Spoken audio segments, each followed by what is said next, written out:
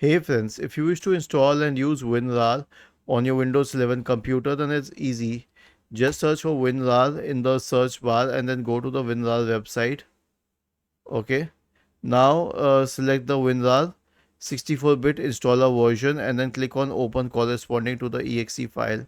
It will need a few seconds to launch the installer, so we will wait till then. Then click on install and check all the formats and then click on OK. Done. WinRAR has been installed on your system. To use it, simply right click on the folder that you wish to zip and then click on WinRAR and then click on add to archive. That's how easy it is. And then click on OK and it will archive it. Was this helpful?